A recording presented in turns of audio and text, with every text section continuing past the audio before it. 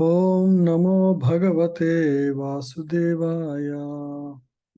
Om Namo Bhagavate Vasudevaya. Om Namo Bhagavate Vasudevaya. Om Namo Bhagavate Vasudevaya. Om Namo Bhagavate Vasudevaya. Om Namo Bhagavate Vasudevaya. Narayanam Namaskritya Narayanam Namaskritya Naram Chaiva Narottamam Naram Chaiva Narottamam Devim Saraswatim Vyasam Devim Saraswatim Vyasam Tato Jayam Udirayet Tato Jayam Udirayet Nashtaprayeshva Nashtaprayeshva abhadreshu Nityam Bhagavata Sevaya Nityam Bhagavata Sevaya Bhagavati Uttama Shloke Bhagavati Bhagavate Namashloke Bhagavate Ter Bhavati Nayishtiki Bhaktir Bhakti Bhavati Bhagavate Vaishnaki Naistiti Anvatam Swakatah Krishna Shanvatam Swakatha Krishna Yashravana Kirtana Punya Shravana Kirtana Hridyantasto Hyabhadrani Tastote Yantastohya Abhadrani Abhadrani Noti Suhritsatam Vidhunoti Vartatam Satam Aya Vasudevaya Krishnaya Nayam Vasudevaya Sudevaya Devaki Nandana Cha Devaki Devaki Nandanaya cha Nandanaya Nanda Gopakumaraya Nanda Nanda Gopakumaraya Gopakumaraya Govindaya Namo Namaha. Govindaya Govindaya Namo Namaha. Namaha. Hare Krishna, dear devotees. Hare Krishna. We will continue 19th chapter. So today we will see the heart of Parikshit Maharaj in the second section. So we discussed the first section, 1 to 7 verses in the last week. So after the incident of keeping the snake around the neck of the sage, Parikshit Maharaj returned home. While returning, he was feeling very morose for his action. He regretted for his action. And he actually wished calamity may come upon him for his action against Brahminical culture, which he is supposed to protect. So he was actually welcoming calamity. So we compared how when Parikshit Maharaj committed offense, how he wanted calamity versus Indra and other demigods who, when they committed mistake, how they wanted to how they wanted to get rid of the punishment. Right? We compared that. So Parikshit was a great devotee. So he's he's no comparison to demigods. So we learned those aspects, and then Parikshit Maharaj finally received the message that he's going to leave the body by the because of the curse of the Brahmana boy, and he will be bitten by a snake bird Takshaka in 7 days. Generally, when anybody receives the message of death, they will become sad. But Parikshit Maharaj became very jubilant, and he felt that this is purely an arrangement of Lord for him to depart back to spiritual world. So he gratefully received that. He was very happy that his sins would be eradicated by this curse. He doesn't want his sins to be passed to his family members or himself in future lives. So he was happy for receiving the curse, even though it is a grave curse for a small mistake.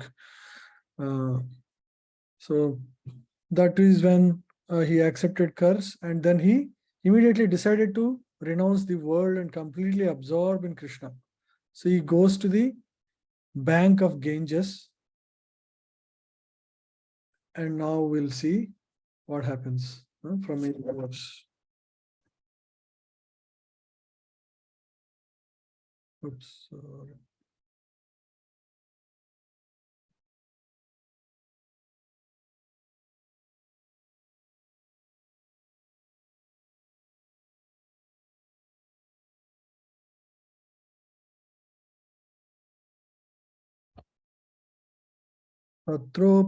Tatropajagmur bhuvanam punana Tropajagmurбhuvanam punana anubhava munaya sasishya Mahanubhava Munaya Sasishya prayena tirthabhigama padeshai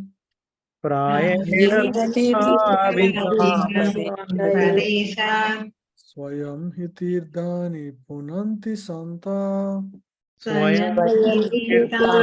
Punanti Santaha. Yeah, please read, anyone.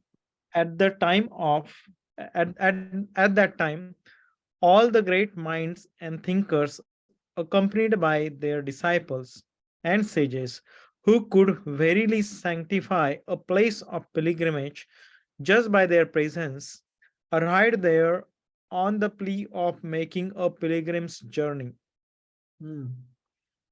So as soon as the news that Maharaj Parikshit went to the bank of Ganges, everybody in the world come to know, all the great minds and thinkers, all great people at the time, and their disciples, all of them, they all came together to see Parikshit Maharaj on the plea of a pilgrim's journey. So they started with the plea of pilgrim's journey. So they wanted to visit pilgrim site.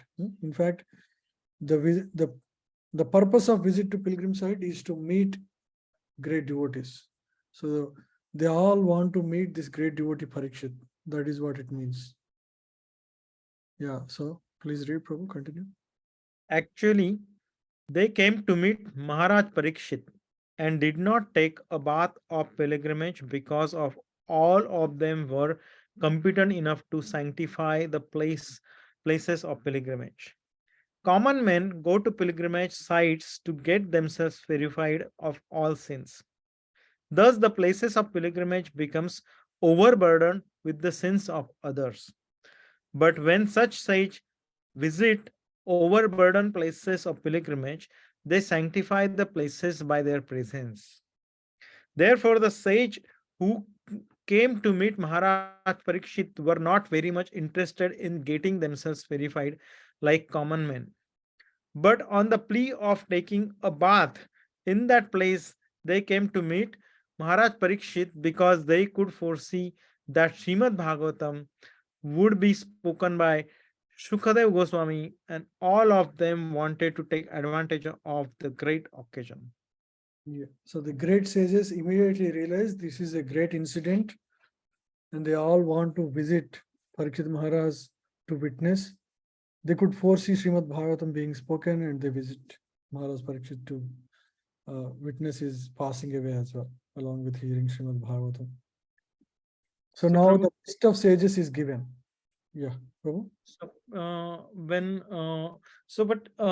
When we see many times people say that many times sages takes a bath in the holy river all the time.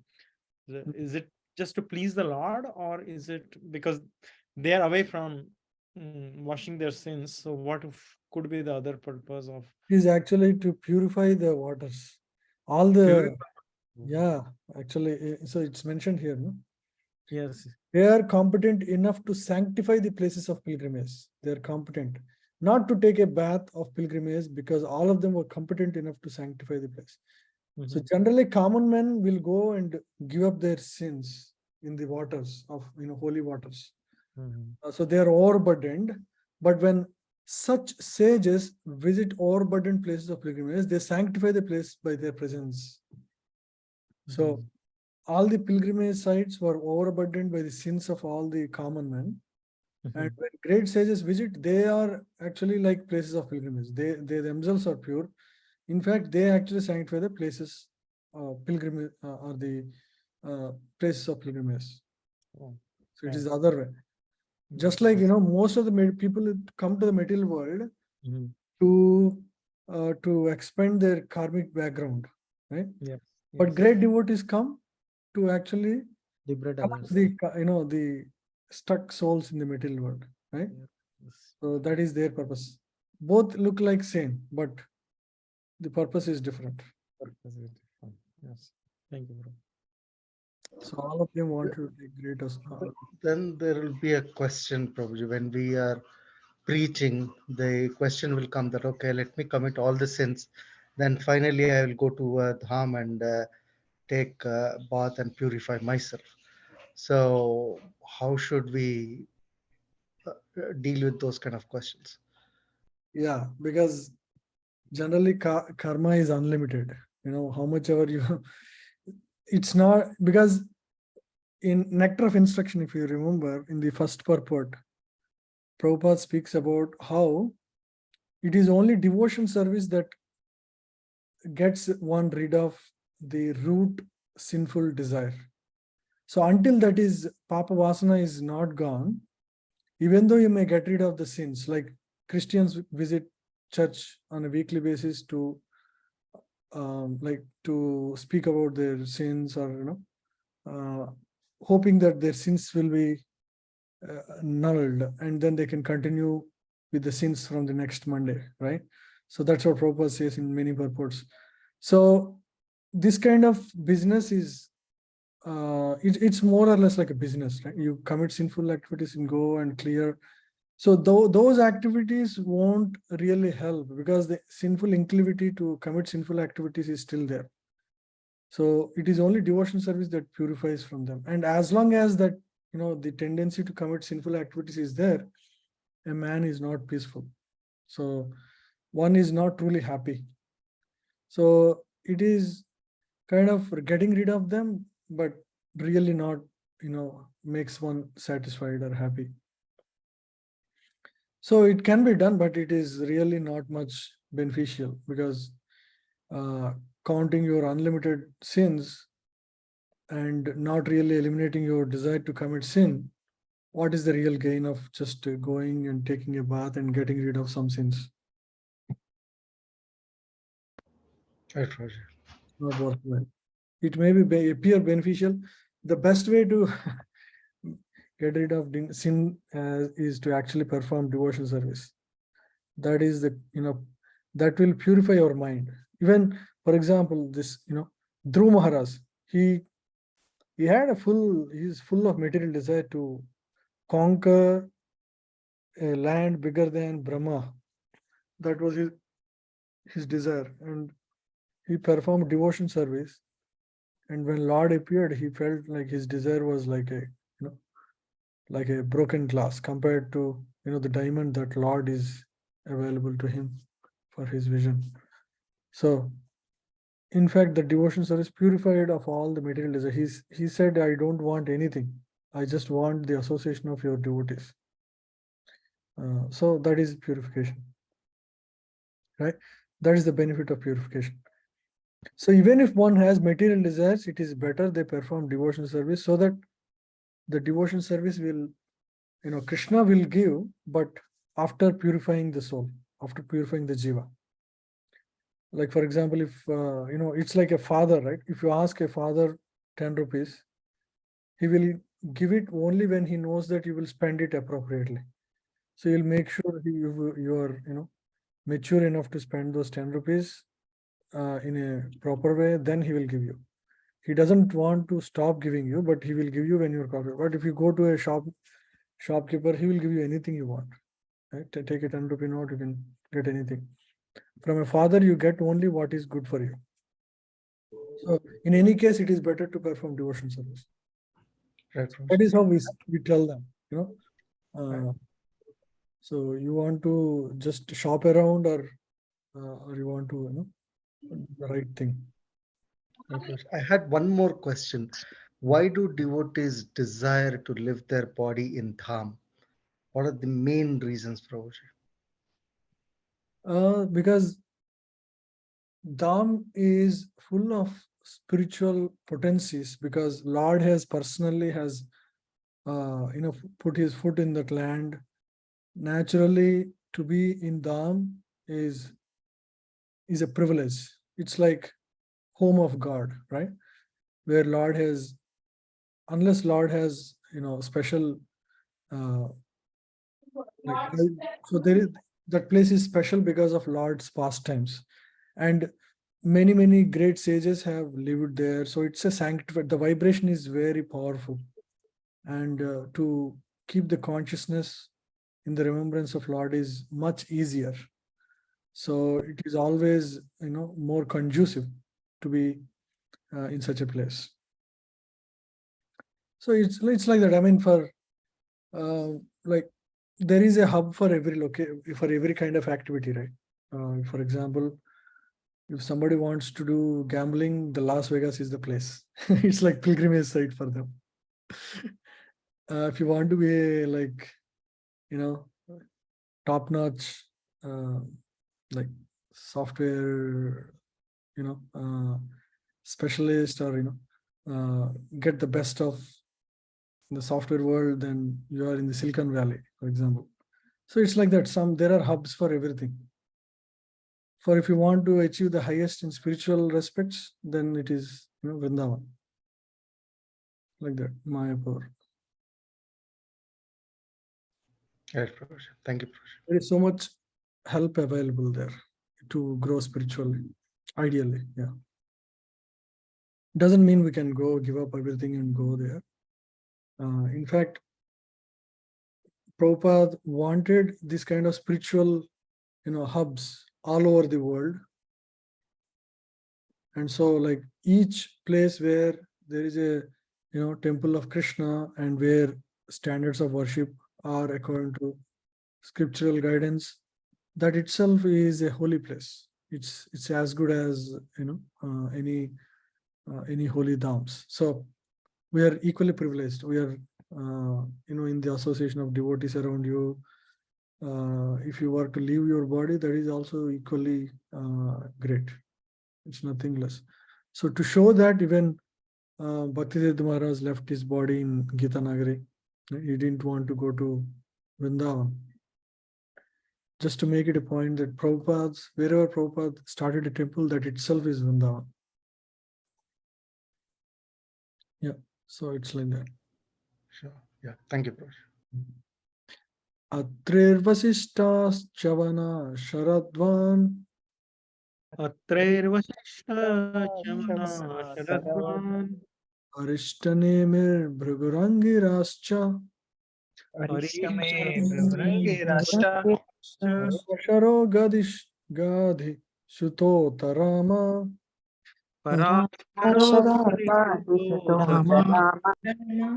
Satya Indra Pramadedvamavau Mavhau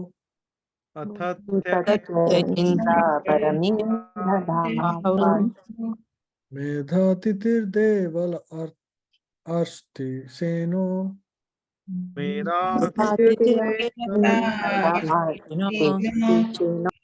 Advajo Gautama Pipalada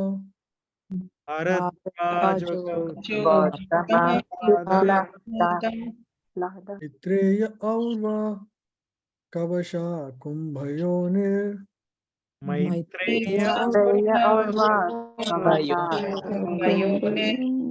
Vaipayano Bhagavan Naradascha.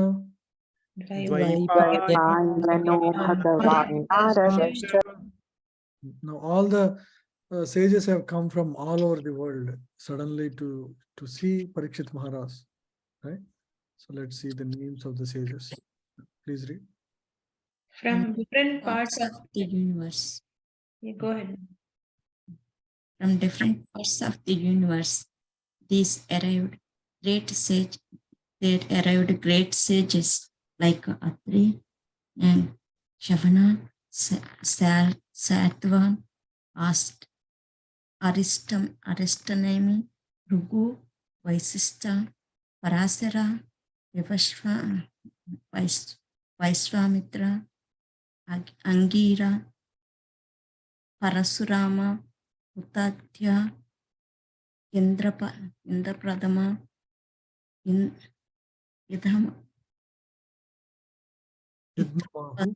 Havahu, Medatithi, Devala, Aristasena, Bharadvaja, Gautama, Pippalada, Maitreya, Ayurva, Kavasa, Kumbhayonu, Vaipayana, and the great personality Narada. So all these are very great sages. You know, all of them have assembled, which included Dvaipayana. Dvaipayana means who? Vyasadeva. And then Narada Muni. Vyasadeva's spiritual master Narada Muni. So all Parashurama also is there. Atri, Chavana, Saratva, Bhrigu, Vasishtha, Papar, Parashara. These are all like the greatest of all sages. So the Bharadwaja, Gautama, Maitreya.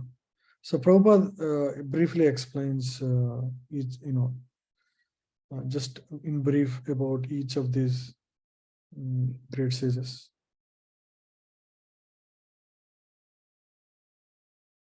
I will not go. So all of them have assembled now. Let's see. So is this all the sages comes from the Brahmalok, or are they are from different planets there? They are not necessarily from Brahmalok. For example, Maitreya is in the earthly planet itself. We'll hear about Maitreya in the next few chapters.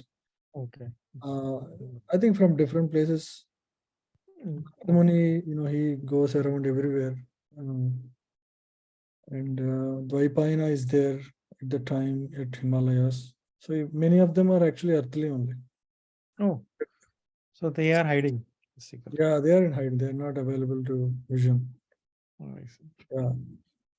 So lot of these great sages we discussed here, they were there in the previous ages, like Vasishtha, Parasara. So all these are, from different yugas, but mostly they're all part of earthly. Bhagavatam means they are part of earth. For example, the Bhagavatam of Swargaloka is different. Right? It has much more cantos, I heard. So this is Bhagavatam of earthly planet is this, and most of the sages are related to earth. Okay, got it. Thank you. Okay. Anye cha devarshi brahmarshi varya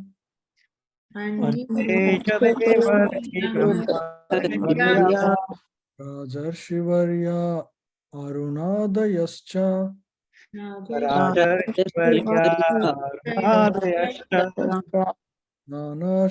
nanasheya pravaran sametan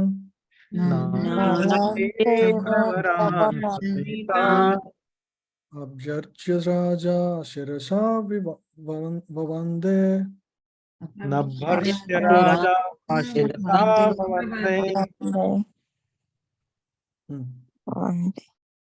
Yeah, please read.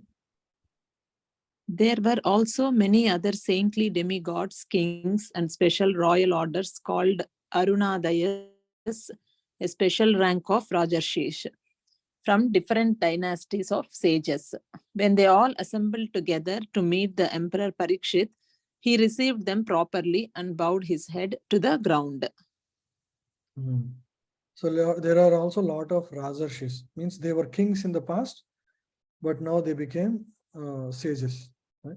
So special royal order, Arunadayas. Arunadayas are all sages of royal order, from royal order. Yeah. So Parikshit Maharaj would offer his head, bow down his head at each of them. he properly received them. So,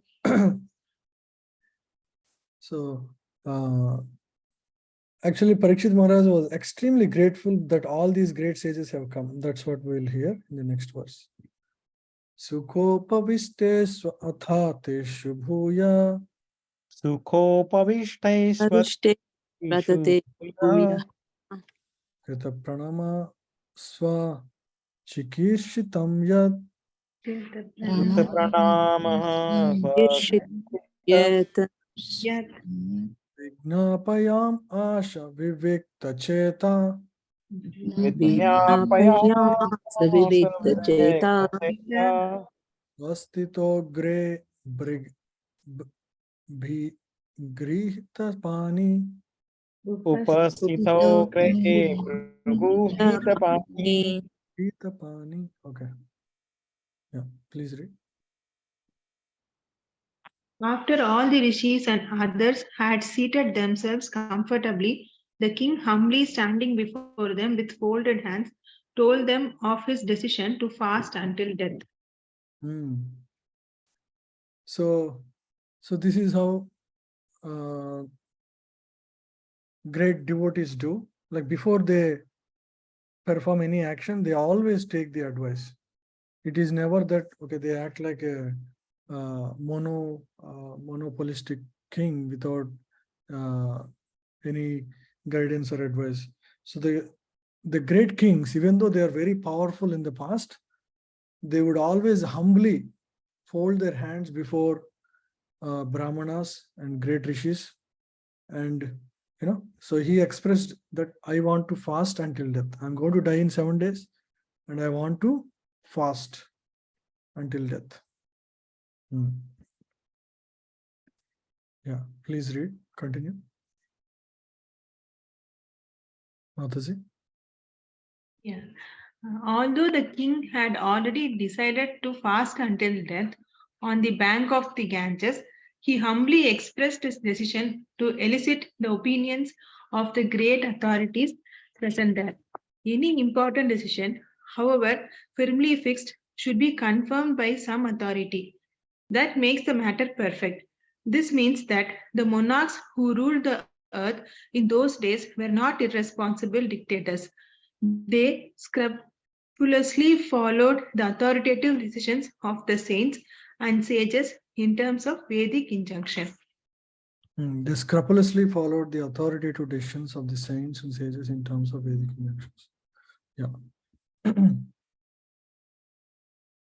Yeah, so they are very responsible, never irresponsible dictators. They're always following the guidance.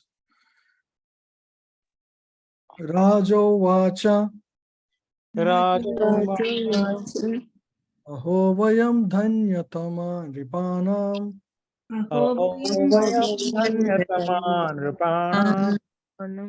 Tamanu Grahaniya Shila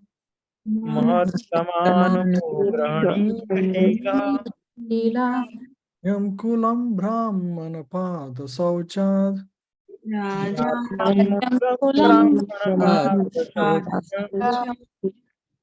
Durat Vishristam Batagahya Karma.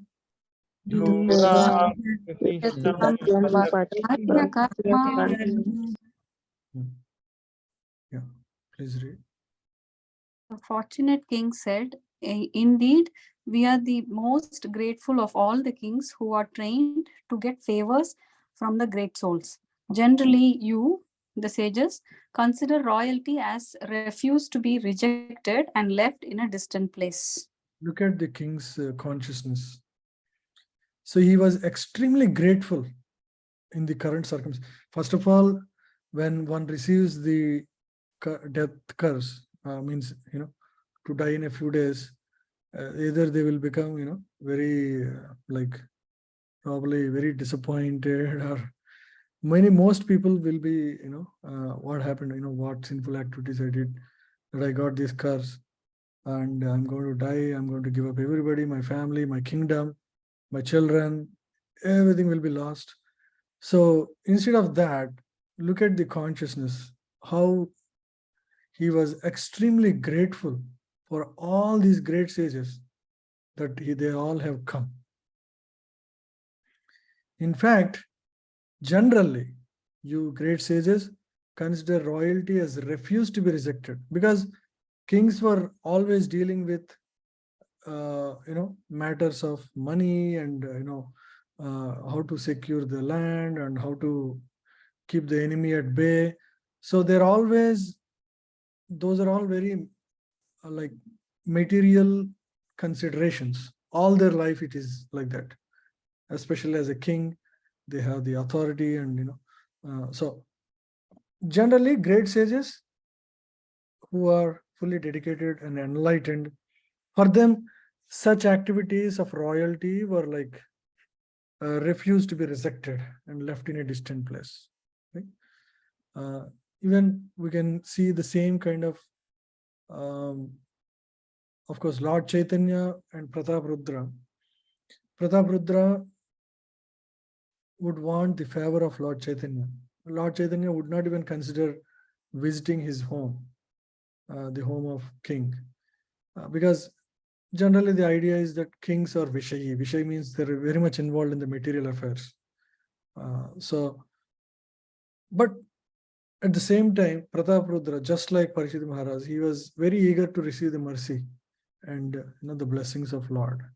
So he would go and do menial service to favor the Lord, to achieve the favor of the Lord. So like that, here, king is about to die, but his consciousness is fully fixed, and he was very grateful that all these great sages have come to bless. He put himself in a lower position to receive the blessing. That is how one receives the blessing. One has to put oneself lower in their status. So he is very humble.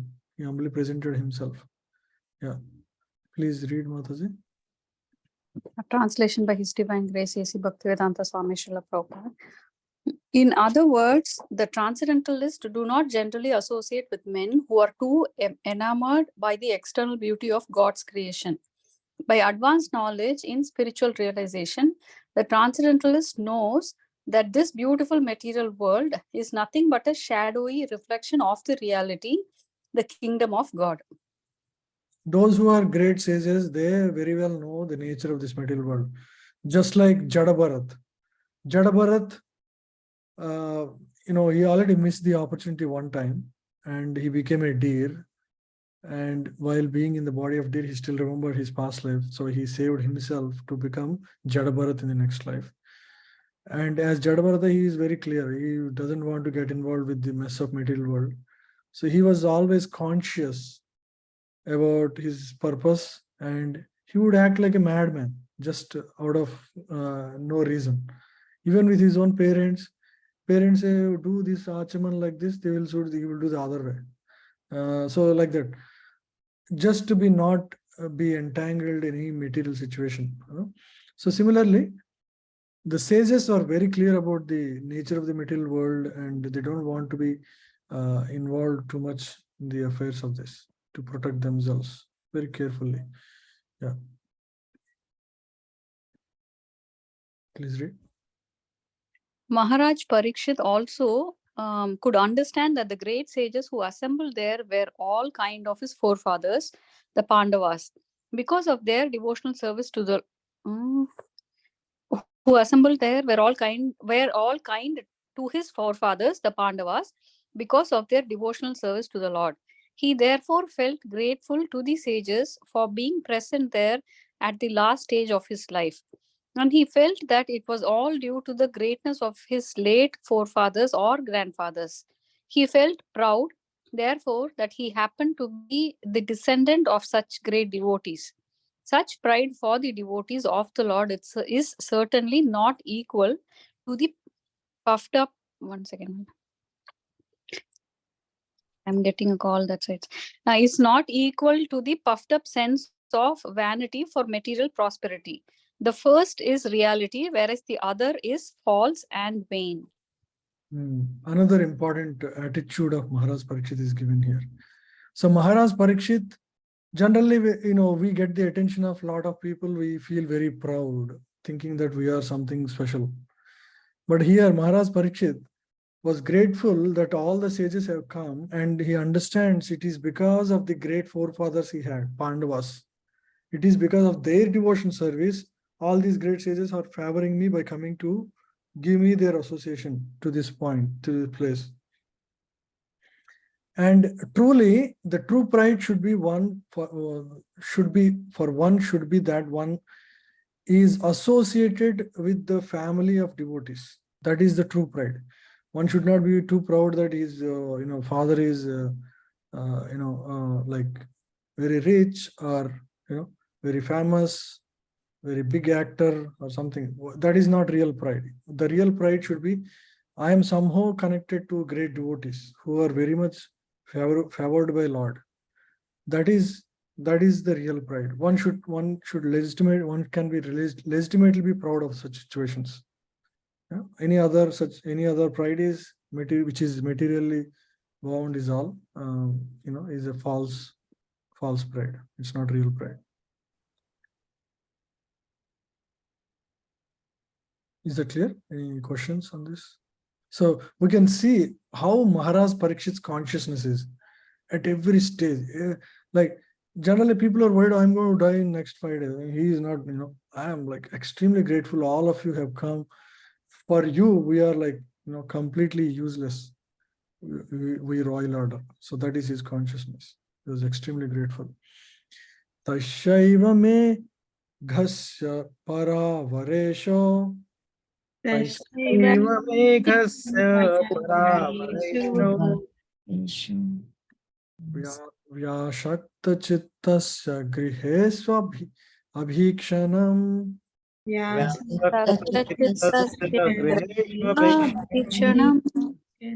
Nirveda mulo dvijasa parupo.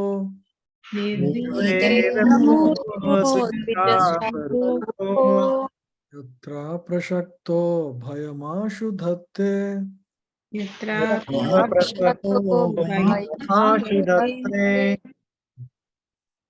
Please read. Sridhar Gopal Prabhu, read. Yes. Yeah. Due to the Supreme Personality of Godhead, the control of both the transcendental and mundane worlds has graciously overtaken me in the form of a Brahmana's curse. Due to my being too much attached to my life, the Lord, in order to save me, has appeared before me in such a way that only out of fear I will detach myself from the world. Wow, what a consciousness. What a consciousness. Look at this, the Supreme Personality of Godhead, the controller of both mundane and spiritual world, has graciously, see, he has no complaints that he is getting this curse. So he sees Krishna's hand. This Brahmana boy is a nimitta. He is not the real cause. So he considers it is only by the grace of the Supreme Lord that I received this Brahmana curse. And why? He considers this as the reason. I am too attached to material life. I am too attached to family life. Lord want to save me. And so he appeared before me in such a way that only out of fear I will detach myself from the world. So this clearly distinguishes a pure devotee from any other. This is not ordinary consciousness, right? So who can have such consciousness like at the time of death? So also he's, like without giving up, any family life, anything, we ourselves already feel like we are detached. But you can see such a pure devotee considers himself such a low person, and the curse as the mercy of the Supreme Lord. So a pure devotee never feels anything that happens in life as something that is not in line with the desire of the Supreme Lord. Right? Last week we discussed about Chitraketu, Maharaj Chitraketu, when he was cursed by Mother Parvati to get the body of a demon, right? So in this way, the pure devotee never feels anything is out of line. So he considers, okay, maybe I have this problem, and so Krishna is arranging this in my life so that I can get out of this material situation. I may be too attached. That's why Krishna is giving me this so that I get out of it. So this is a very powerful lesson. If we can see our situations in life as Krishna's blessing, there is nothing better than that. So there is no better devotional progress that one can make than in being in such consciousness, right? So this is a very powerful lesson. But Prabhu, why does it say out of fear? Hmm? Why does it say only out of fear? I mean, fear is Because but generally, now he was being taken away from the material world. So generally, he considered himself as a materialistic person. So he says, at least out of fear, I'll detach from the material world. Actually, he's not fearful. He is completely fearless, right? But he is considering himself like a materialistic person Yeah. who gets to family life. But actually, that is for ordinary person. He's just putting himself in a very low position. Yeah, but out of fear, detaching oneself from this world is one way, and there are other ways also, right? Means out of pure love for Godhead also you can detach, right? Yeah. Means if we look at other ways. Yeah, we can look at that way, but see how he is considering himself like a low-class materialistic person. He's not. Like, he is due to my being too much attached to family life. He said that, you see. It is not truth, actually. He is a pure devotee. You can read the previous verses. We know that he is a pure devotee very clearly. But again, this is, putting himself in a low position, right? In order to say, Lord out of mercy on this materialistic person has put me in a fearful situation so that I can detach myself from the material world. That is how he's stating. Okay, Prabhu, thank you. Because that is, devotees never speak as if they are, devotee or a better devotee than others. Never. They think themselves as the most, wretched materialistic person. They need the most mercy of the Lord. And whatever happens in their life is completely causeless mercy of the Lord. So this is the consciousness of a pure devotee. I mean, too far for most people. Yes. Yeah, Maharaj Parikshit could understand this by the presence of the topmost transcendentalists in the universe. The Lord resides with his devotees, and therefore the presence of the great saints indicated the presence of the Lord. The king therefore welcomed the presence of the great rishis as a mark of favor of the Supreme Lord. So now that all the great sages came from all over the universe, so immediately he could understand this must be the mercy of the Supreme Lord. This is definitely a favor of the Lord. See, Lord has favored me at the time of birth. Now he is favoring me at the time of death, right? So to die in the assembly of devotees, right? That itself is a great favor of the Lord. One should. So if you see anybody passing away in the presence of Vaishnavas and Kirtan, you can understand that is a great favor of the Lord upon that person who is dying, because it's really a great pro. Tamopayatam pratiyantu vipra.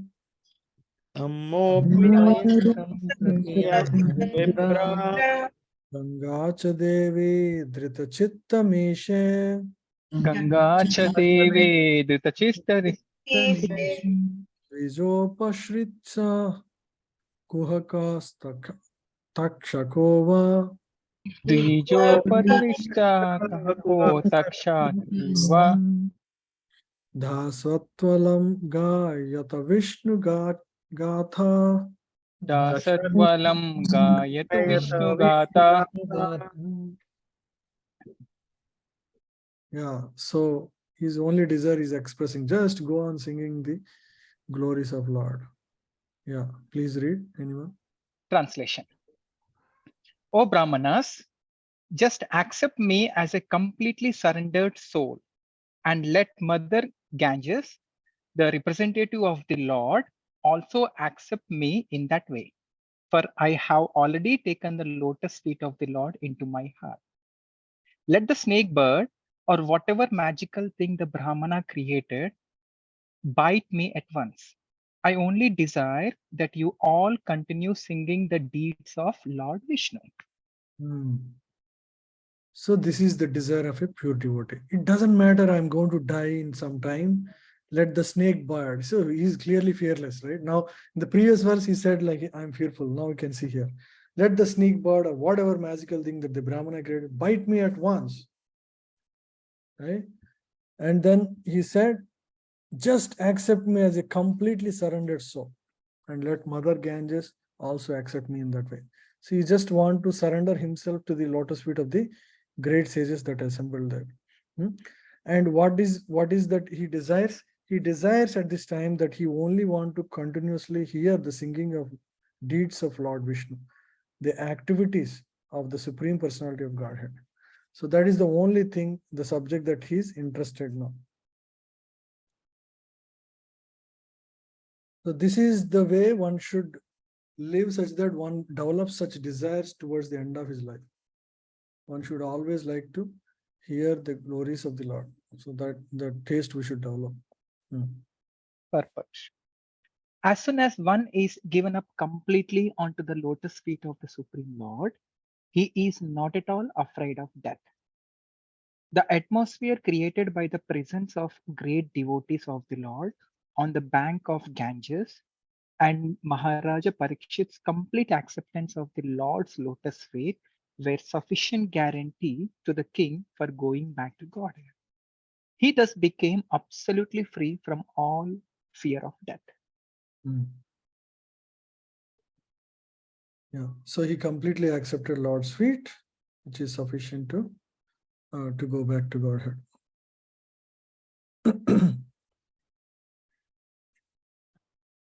Punascha bhuyat bhagavat chanante. Punascha bhuyat bhagavantanante. Rati prasangascha tadashrayeshu. Rati prasangascha tadashrayeshu. Mahatsu yam upayami srishtim. Mahatuyam upayami srishtim. Maitriyastu sarvatra namodvijebhya. Maitrestu sarvatra namo dvijebhyah.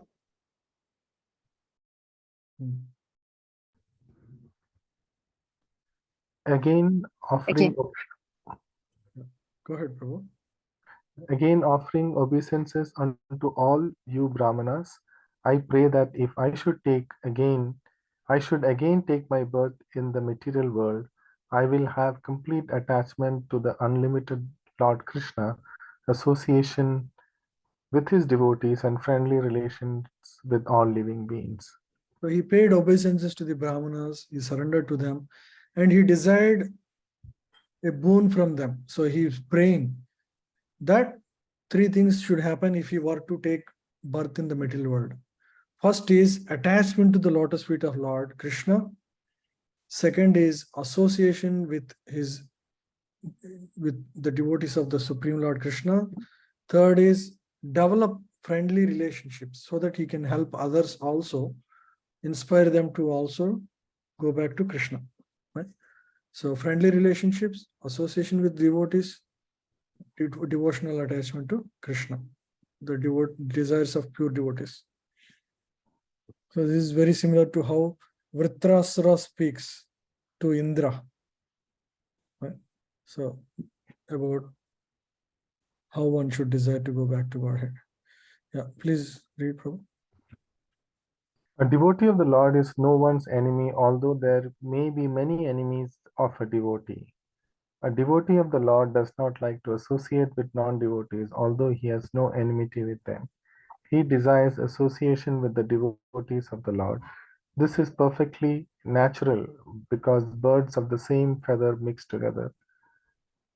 As good son of father behaves in a friendly way with all his other brothers, so also the devotee of the Lord, being a good son of the Supreme Father, Lord Krishna sees all other living beings in relationship with the Supreme Father.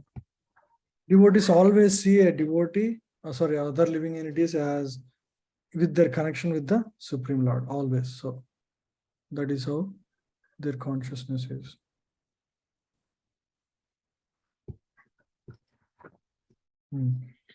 Itisma Raja Dhayavas, no. Itisma Raja Javaya Saya Yukta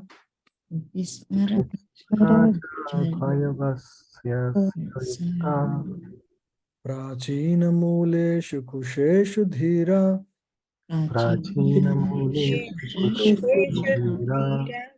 Udanmuko Dakshina Kulas Aste Udanmukho Dakshina Kula Aste Samudra Patnya Swashutnasta Bhara Samudra Patmaya Swasutavara.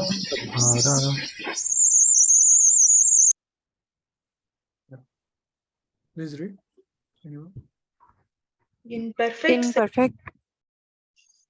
perfect self-control, Maharaja Parikshit sat down on a seat of straw, with straw roots facing the east, placed on the southern bank of the Ganges, and he himself faced the north. Just previously, he had given charge of his kingdom over to his son. So he gave his kingdom back to his son. His name is Janamejaya. So very detached, completely is now detached. He has nothing related, no relation to any material affairs. So he wanted to completely focus on the Supreme Lord. So he went to Ganges, sat down on a straw, facing east.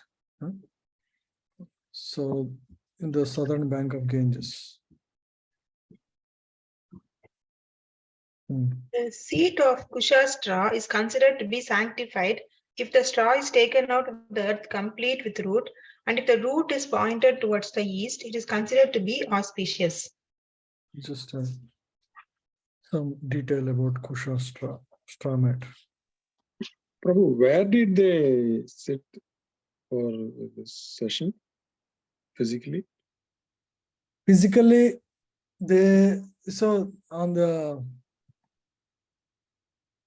it is mentioned as he was the kingdom. He was king of Delhi, right? So in the Prastha, They were in Hastinapur, or that is my understanding, because that's where the Pandavas ruled. From there, he went to banks of Ganges, but Prabhupada in a previous verse states that actually they went to the bank of Yamuna River. Yeah. So Yamuna is running near Hastinapur, right? Yamuna also. Delhi.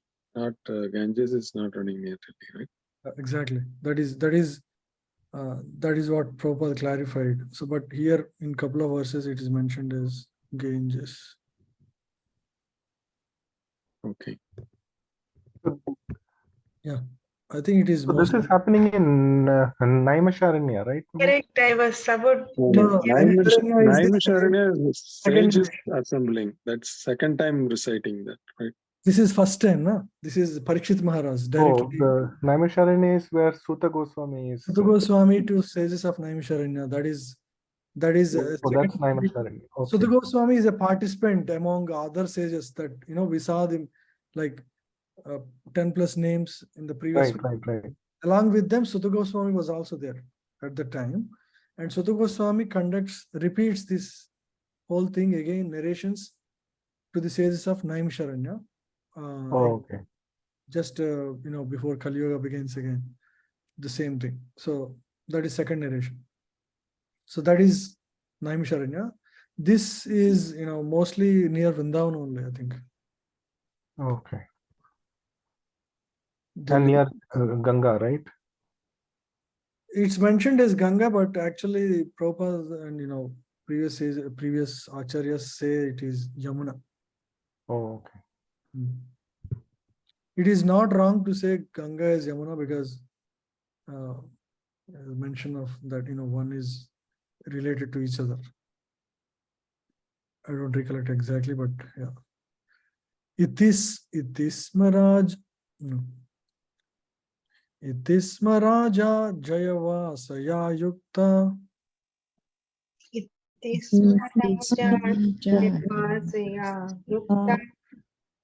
Prachina Muleshu Kusheshu Dhira.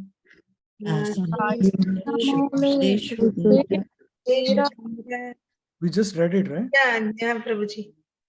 Sorry. Evam cha tasmin naradeva deve.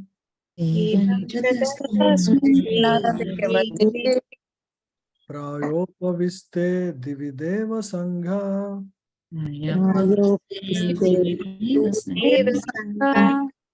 Prasasya bhumau vyakiran prashunair.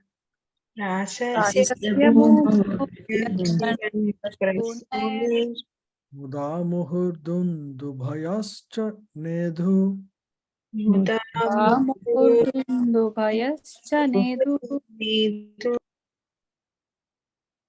Yeah, please read. Thus the king Maharaj Parikshit sat to fast until death.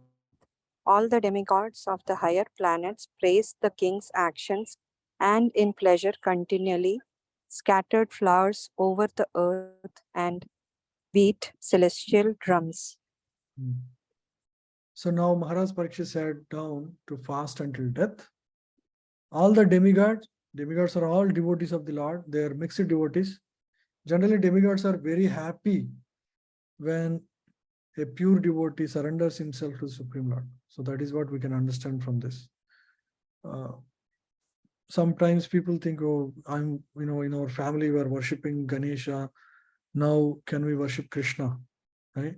So you can see here Parikshit Maharaj sat down to surrender himself to Krishna. And all the demigods are very happy, and actually they showered flowers. So one need not feel that they are, stopping the worship of the demigod in favor of worshipping Krishna like that. So demigods will be very happy and pleased. We can also hear from the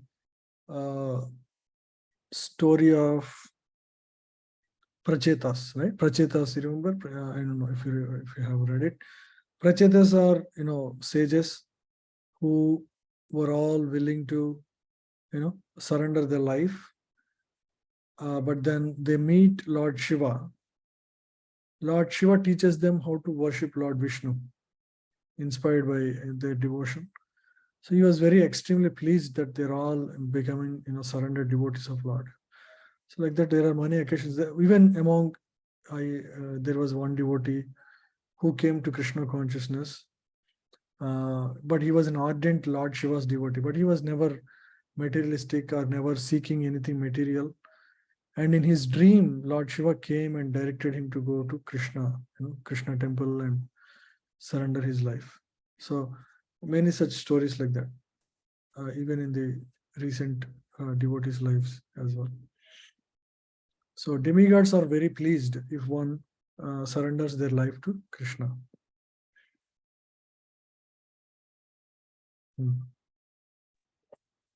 Even up to the time of Maharaj Parikshit, there was interplanetary communications, and the news of Maharaj Parikshit's fasting on to death to attain salvation reached the higher planets in the sky where the intelligent demigods lived.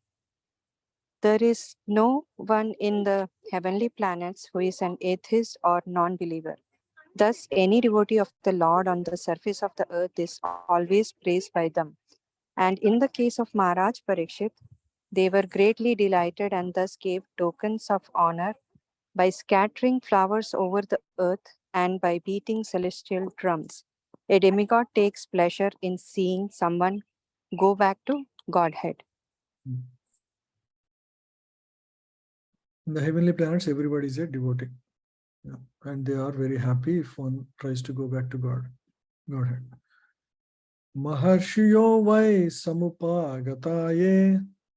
Maharshayo ve samupagataye. Prashasya sadhiti anumodamana. Prasasya tadvatsya Uchu prajanu grahashila sara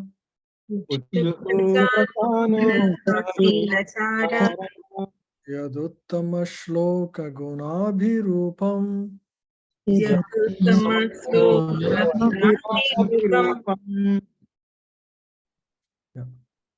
please read. All the great sages who were assembled there also praised the decision of Maharaja Parikshit, and they expressed their approval by saying, "Very good." Naturally, the sages are inclined to do good to common men, for they have all the qualitative powers of the Supreme Lord. Therefore, they were very much pleased to see Maharaj Parikshit, a devotee of the Lord, and they spoke as follows. So the decision of Maharaj Parikshit was praised, that he is surrendering to Krishna by all the assembled sages. So Parikshit Maharaj received blessings of all the devotees assembled there. Prabhuji, what is the significance of not eating, Prabhuji? Why he decided? He has very short time. He want to completely focus on Krishna. Krishna Smaran. He wanted to Krishna hearing and Shravan and Smaran. He want to focus on those two aspects. It's just complete absorption. Even for that matter, Prabhupada in the last several days, he did not eat anything. Just was translating Bhagavatam.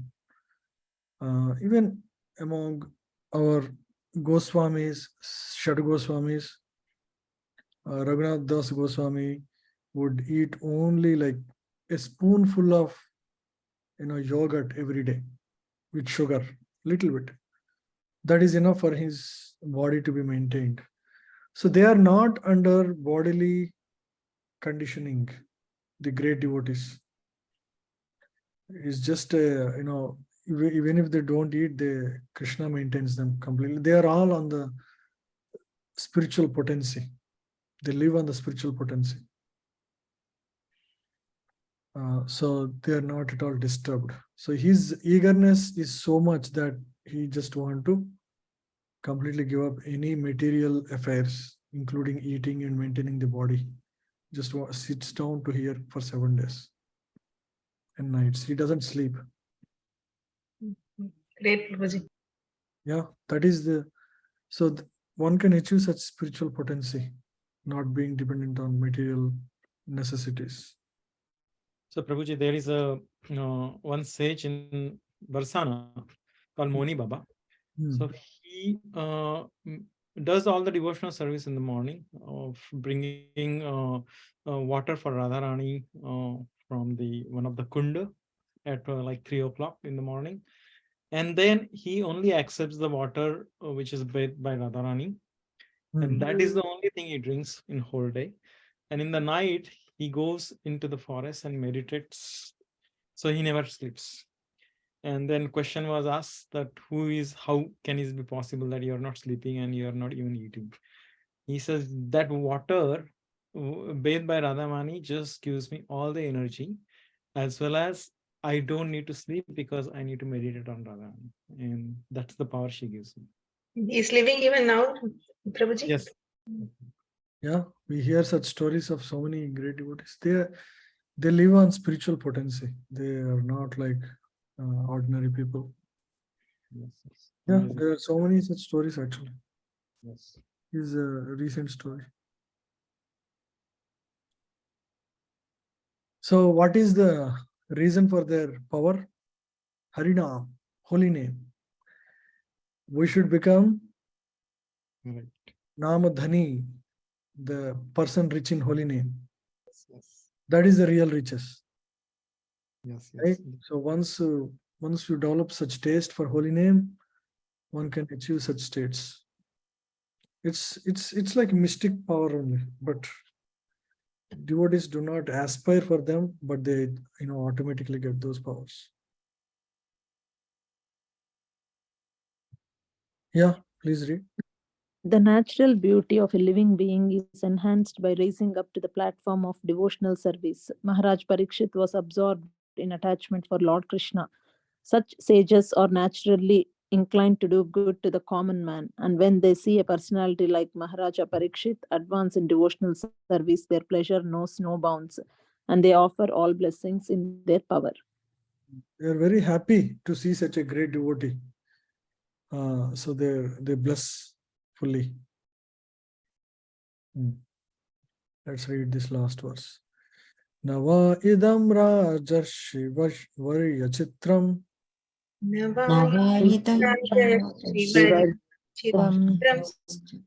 Bhavatsu Krishnam Samanuvrateshu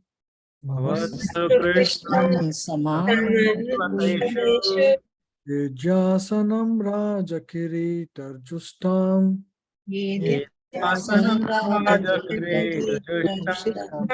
Sadhyo Jahur Bhagavat Pashvakama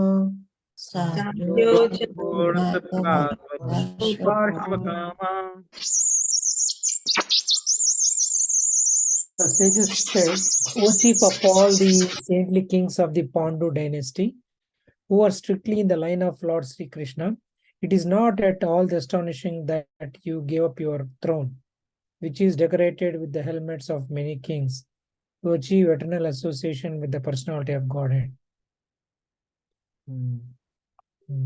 So they could understand, not at all astonishing that you gave up the throne, because you are very detached. So nobody generally, materialistic people, they cannot give up so easily. Giving up the entire kingdom, being the king, to achieve the eternal association. Because actually he is extremely happy. Parikshit Maharaj just looking forward for the day, because he has the higher taste. He is not worried about what he is losing. He is happy about what he is achieving, which is the lotus feet of the Lord, right? Because he has such complete conviction about spiritual realm. He is very clear that this whole incident is a blessing in disguise, and it is making my path fast. That's all. This person, this boy, Brahmana boy, is just an instrument in the blessing of the Lord. So he actually sees this as a blessing. Just like Chitraketu saw the blessing, curse of Mother Parvati as a blessing. So for great devotees, nothing is a curse. Actually, everything is a blessing to get them closer to Krishna. Yeah, so here we hear about Prahlad Maharaj's prayers to Lord Narasimha. Prabhupada talks about this. Yeah, please read. Yes. Prahlad Maharaj, while praying to the Lord Narasimha, said, "O my Lord, I am very much afraid of the materialistic way of life, and I am not the least afraid of your present ghastly, ferocious feature as Narasimha-deva. This materialistic way of life is something like a grinding stone, and we are being crushed by it. We have fallen into this horrible whirlpool of the tossing waves of life, and thus, my Lord, I pray at your lotus feet to call me back to your eternal abode as one of your servitors. This is the summit liberation of this materialistic way of life. I have very bitter experience of the materialistic way of life. In whichever species of life I have taken birth, compelled by the force of my own activities, I have very painfully experienced two things, namely separation from my beloved and meeting with what is not wanted. And to counteract them, the remedies which I undertook were more dangerous than the disease itself. So I drift from one point to another, birth after birth. I pray to you, therefore, to give me a shelter at your lotus feet. So he's just condemning the materialistic way of life. I have very bitter experience of materialistic way of life. In whichever species of life I have taken birth, compelled by the force of my own activities, karma, I have very painfully experienced two things. Separation from my beloved, that's the first thing, and meeting with what is not wanted.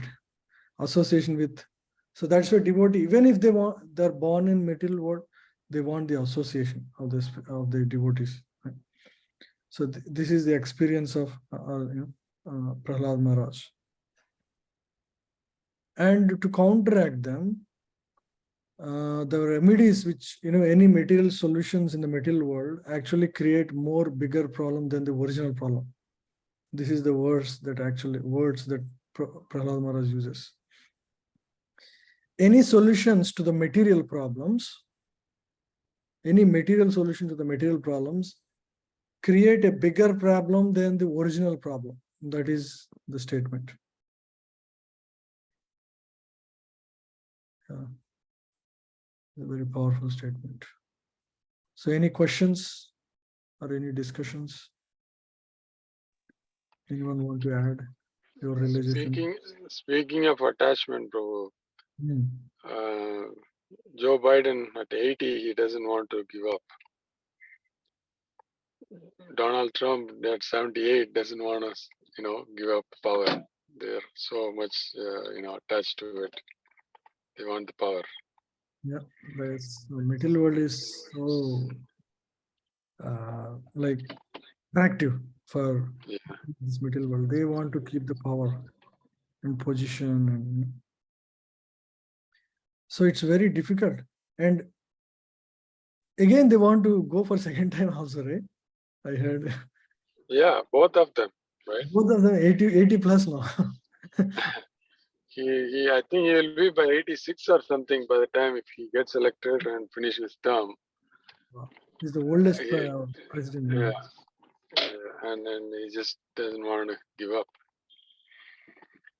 Yeah, so that is the nature of material world. One more thing, once I become old, I may not have material desires. But unless you work on it, the desire will not go away. So Parikshit Maharaj, compare that leader to Joe Biden to our Parikshit Maharaj. Yeah. Parikshit Maharaj just gave up, and as soon as he heard, he felt it is blessing. How can one consider the curse of death as a blessing in disguise, and immediately surrender one's life, and not even considering kingdom or anything, all the positions giving up? So we should aspire to get to that level of consciousness.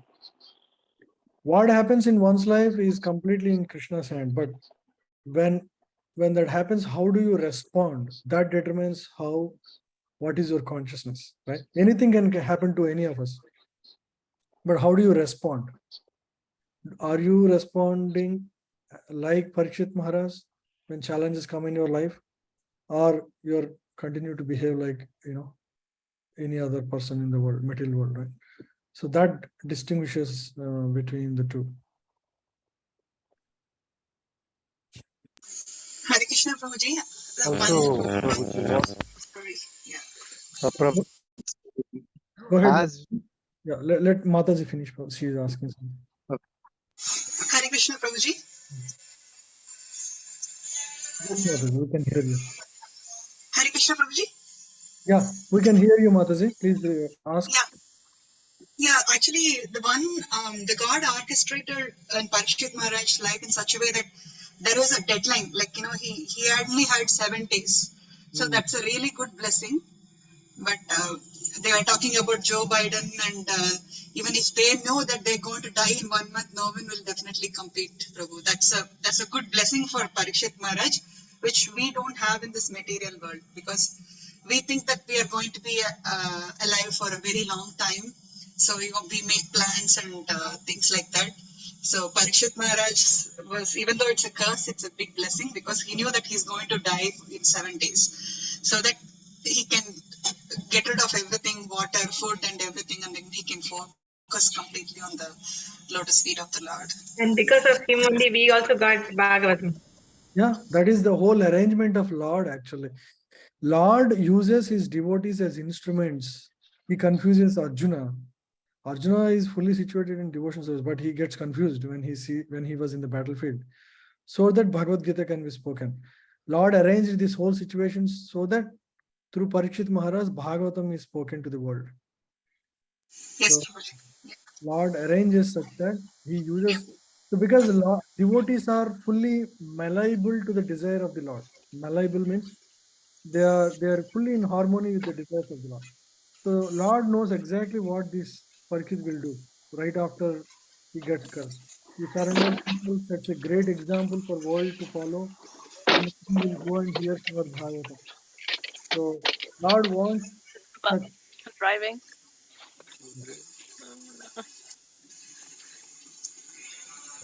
Anything else? Yeah, that's what Prabhu. The deadline was when we have in a project No, also, we are when we not have a most. deadline. Yeah, we are not as fortunate generally. Yes, Prabhu, we are not fortunate. Yeah. Anyway, that's good. He is very fortunate. For example, recently, one Maharaj, Kadamakaran Maharaj, right? He passed away. So he knew that he's going to pass away. You know, last year Sadhu Sangha we met him, and now about in 10 months, 11 months he passed away. That is also a blessing, Prabhu, because he knew that he's going to leave his body, and then he was preparing He was accordingly. preparing for himself to leave the body very well. Yeah, so a blessing. How some people know, Prabhuji, even today in nowadays life also I've heard some people come to know, like that particular day I'll be going like that, they'll be telling. Yeah, so that is the yogis have that power. Devotees do not really bother about those things because devotee is a fully surrendered person. So in 8th chapter of Gita, Krishna says, about how a yogi passes from the world, during the light of the day, and during the first 6 months of the Uttarayana. If you pass away, they will enter higher planets. Like that, Krishna gives description about people passing at different times and their destinations. And for Arjuna, Krishna says, you don't worry because you are a devotee. For devotee, it doesn't matter because they remember Lord at every time, at all the time. So they will achieve the highest planet, irrespective of what time they pass.